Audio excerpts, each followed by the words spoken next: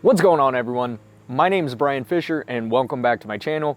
Today we're going to be doing a review on the Breeo X Series 30-inch in stainless steel.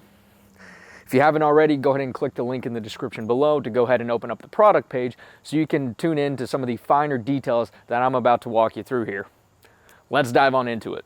So the Breeo I have here in my backyard is the 30-inch stainless steel version with the sear plate and Fire Master package. The Fire Master package includes everything you see here, along with the lid, which I'm obviously not using because the fire pit's in use.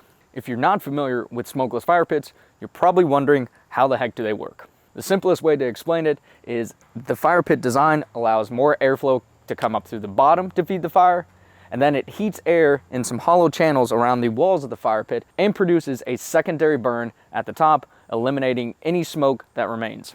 And I'm not using any effects or anything here, but as you can see, it is completely smokeless. I can't see any smoke coming out from the bottom there or anything up here beyond where the camera's pointing at. Basically, by providing more air to the bottom of the fire pit, it produces a hotter burn, which burns the material more efficiently. Any smoke that you see coming out of a regular fire pit is simply unburned material. Now, the caveat to these smokeless fire pits is you can't just throw anything in and it's going to be completely smokeless. And that's with any fire pit, really. If you follow a couple of these tips, you're going to have a better experience using either a smokeless fire pit or the regular fire pit you might already have in your backyard. For one, you need to make sure you're using a good dry hardwood. Now, there's a number of reasons for using hardwood, but for starters, one, using dry wood is obviously the best because it burns the easiest. Secondly, a hardwood has less sap content, and when you're burning sap, that generally tends to produce more smoke than if you're using a hardwood. Third, and most importantly, since it is a hardwood, the fibers are denser, so it tends to burn longer. And when it burns longer, more coals are produced and spread around the base of the fire pit, which helps to feed the fire and the new wood you put on top of it. And lastly, if you are in a colder region or it's a colder time of the year, using a hardwood will produce more heat. Now, as far as my 2 cents goes on this fire pit, this is actually my second Breeo. I had the original 24-inch core tin model, but upgraded to this one. The capacity of it's bigger, the sear plate's bigger, everything about it is bigger and I think better. All Breeos are American made, and really these are like the backyard king compared to any other fire pits if you ask me. So let's get into a couple of specs about this fire pit. For one, like I said, this one has the sear plate on top, and when you're measuring edge from edge to the sear plate, it is 34.5 inches.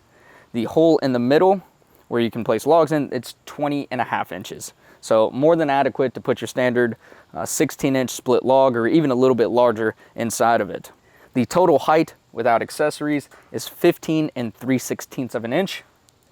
And the internal volume works out to be about 34.03 US gallons.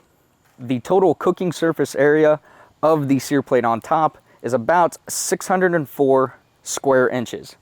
This is equivalent to about a 20-inch by 30-inch cooking grate on your standard size grill. More than enough to throw on a bunch of burgers for a party of, 10 or more people. And that doesn't include the cooking surface area on the grate itself or the soup kettle that's on top. This model in particular actually has 2 holes on each side, so you could add another outpost system, and even if you wanted to, a couple more of these cooking grates or other accessories.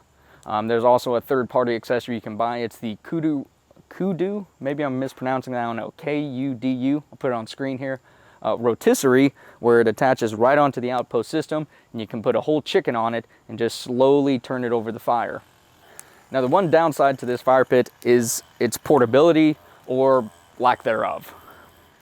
This fire pit is very large and it weighs over 100 pounds. It's not easy to transport by yourself. Can you?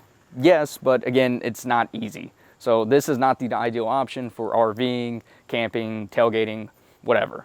Wherever you're going to put it, you should probably plan on keeping it there. Now, most importantly, how does this fire pit compare to others?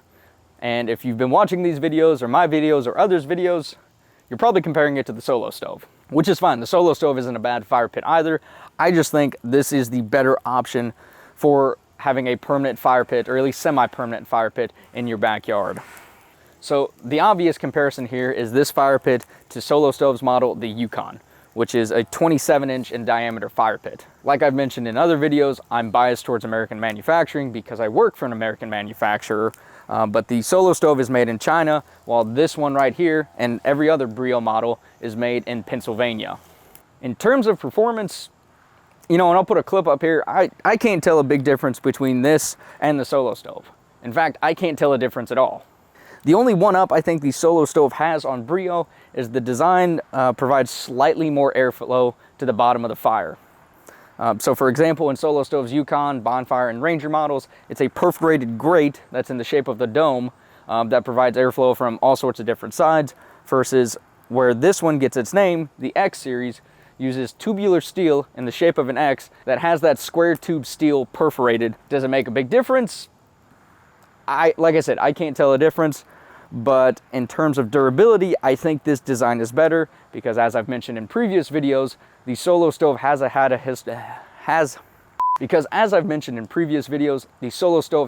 history of design failures in the past and in the beginning when they were using that. To play devil's advocate, the Solo Stove Yukon I had for 3 or 4 years never had an issue with it.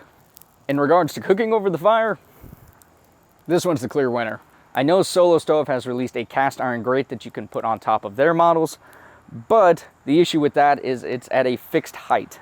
So unlike Solo Stove's models, you can adjust the knob on the back of this grate right here. I'm not going to do it because it's really hot and I don't have gloves, but you can adjust the height of this up or down according to whatever you're cooking. And not to mention, you can add another 1, 2, 3, even maybe 4 of these grates with another outpost system.